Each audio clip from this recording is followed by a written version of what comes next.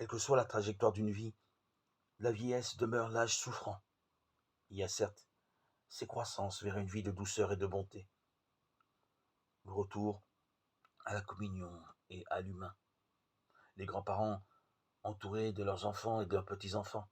Il y a aussi, et peut-être dans la majorité des situations, aujourd'hui où les familles sont éparpillées, les grands-parents ou celui ou celle qui restent vivants, qui ne peuvent plus demeurer chez un des enfants.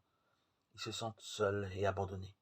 De nos jours, beaucoup de personnes âgées demeurent dans un état de tristesse, de vide intérieur et d'isolement. Beaucoup sont veufs et vivent cruellement le deuil de leur compagne ou compagnon de vie.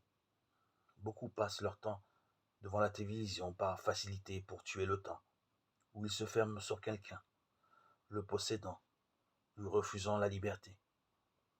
Ils vivent dans l'ennui ou la peur.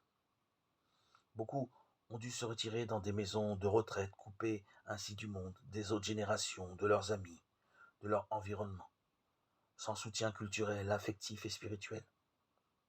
La souffrance de beaucoup de vieillards est intense. Ils se sentent inutiles, non voulus, un poids pour leurs enfants. Ils manquent de force, d'énergie et d'intérêt.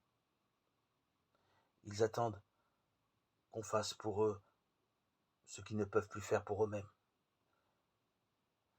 Le plus difficile pour chacun semble être le vide intérieur, l'inquiétude, l'angoisse. Pour un rien, il tombe dans l'affolement, tous les symptômes de la communion brisée dont on a déjà parlé dans les précédents audios chez l'enfant, remontent à la conscience. Sentiment de culpabilité, de non-valeur, de dépression, de révolte.